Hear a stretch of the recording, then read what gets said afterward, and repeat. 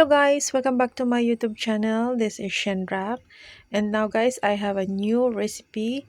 Spicy tiger prawn recipe, Chinese style. And then ito kanya mga ingredients. Chopped garlic, shallot, and chili. Okay. Ayan, 3 pieces. Then, reheat lang tayo ng 1 tablespoon of oil. Yan.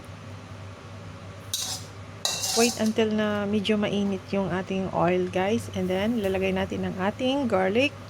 Saute the garlic first until it's look golden brown para lumabas yung kanyang aroma. And then next guys is yung ating shallot. Ayan. Okay, isusot natin siya hanggang sa maging fragrant yung kanyang looks. Ayan. Saute it gently guys. Para yung ating prawn ay mabango. Mawawala yung kanyang langsa. Okay. And then next. Ayan. Gently. Saute it gently. Dahan-dahan lang. Okay. Next is our tiger prawn.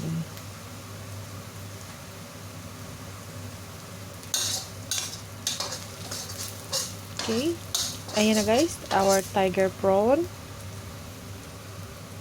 Okay, and gently saute. Gigisa na natin siya ng dahan-dahan.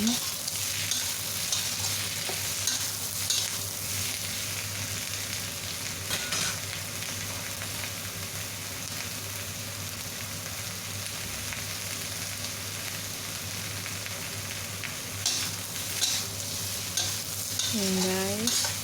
Hanggang sa maging looks orange na siya or red ang color niya. Pagka medyo dry siya guys. Ayan. Pagka feel niya na dry na siya, lagyan lang natin siya ng kaunting water. Okay. Okay. Ayan na guys. Okay. Add a little bit of water. Ayan. Add a little bit of water. Then, haluin mo ulit. Haluin natin ulit. Ayan. Mabangong-babango siya, guys. Then, takpan natin for a few minutes. Okay.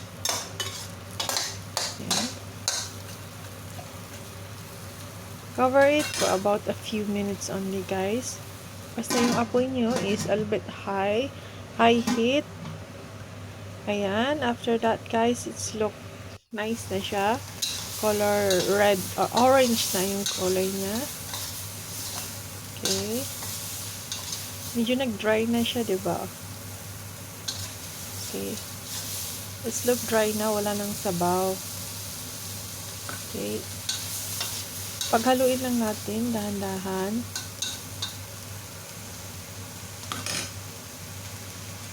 Ayan, mabango-mabango na siya.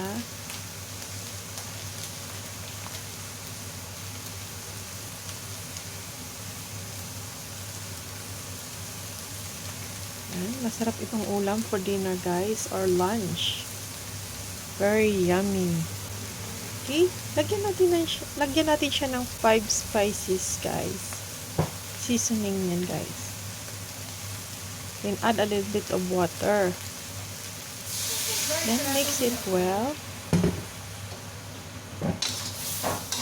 Ayan. So the smell is very yummy. Yung seasoning guys is spicy yun guys. 5 seasoning. Mayroon siyang ginger, mayroon siyang garlic, meron siyang pepper, at ayan, dagdagan natin ulit. Meron din siyang chili.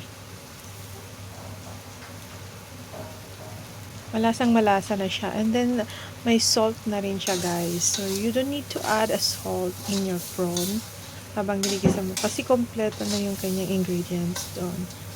dun sa 5 seasonings na yun. Okay. Then, lagyan natin kaunting oil, guys. Haluin natin ulit para hindi siya mag-look very dry, mag-stick siya sa wok. Okay, ayan, paghaluin natin. Very easy lang siya, guys. Very, very easy lang. Then, ilagay natin yung na-chop natin na chili. Lagyan natin kaunting water. Ang garnishing lang siya. Additional spicy lang siya, guys. Kung gusto niyo ng maanghang na recipe, prawn recipe. Then, lagyan natin ng chop na spring onion. Very simple lang and very easy. And it's done. Very look nice.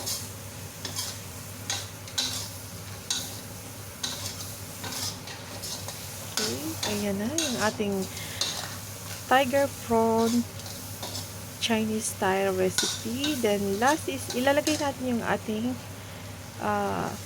na fry kanina na garlic.